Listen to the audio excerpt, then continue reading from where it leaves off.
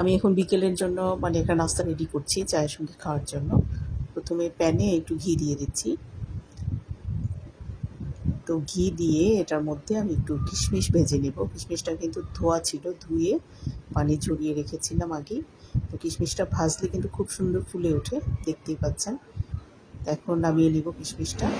তারপরে এই প্যানের মধ্যেই আমি দিয়ে দিব মুড়ি। মুড়িটা একটু ভেজে নিতে হবে এইভাবে, তাহলে খুব ক্রিস্পি থাকে। নাস্তার মধ্যে যখন আমি অ্যাড করব মুড়িটা, তখন খুব ক্রিস্পি হবে। অল্প আছে একটু টেলে নিব। এখন দিয়ে দিচ্ছি প্যানে সেই মিষ্টির শিরা, ঐতিহাসিক মিষ্টির শিরা।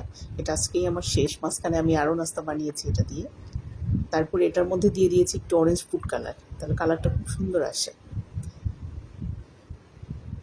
এখন এরকম এক তার যখন হবে, তখন আপনি ভাববেন যে হয়ে গেছে শিরাটা। এখন আমি একে একে উপকরণগুলো অ্যাড করে নিচ্ছি। প্রথমে কিশমিশ দিলাম, তারপরে ভেজে রাখা বাদাম আর তিল দিয়ে দিলাম। ভিডিওতে এই ভাজাটার আমি আনিনি, আপনারা ভেজে নেবেন এটা। এরপরে মুড়িটা অ্যাড করছি, ভালো করে মিশিয়ে নিতে হবে শিরার সঙ্গে। এখন নামিয়ে এটা আমি এরকম একটা স্কোয়ার শেপের পাত্রে আমি সেট করব। তো মাখিয়ে নিচ্ছি একটু ঘি। ঘি মাখালে পরে খুব সুন্দরভাবে নাস্তাটা উঠে আসবে। এই জন্য ঘি, বা হাতের কাছে ঘি না থাকলে তেলও ব্রাশ করতে পারবেন।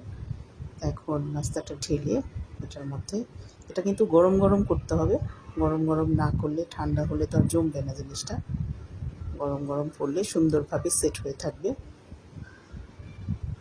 এখন এটাকে একটু চেপে চেপে এভাবে সেট করে নিব। এটা আবার ঝরঝরাভাবেও রাখা যাবে।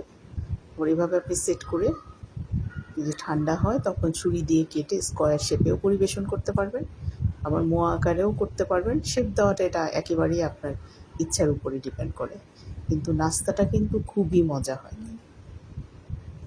তো এখন আমি ঢেলে নিলাম, দেখেন খুব সুন্দরভাবে উঠে আসলো কিন্তু পাত্র থেকে।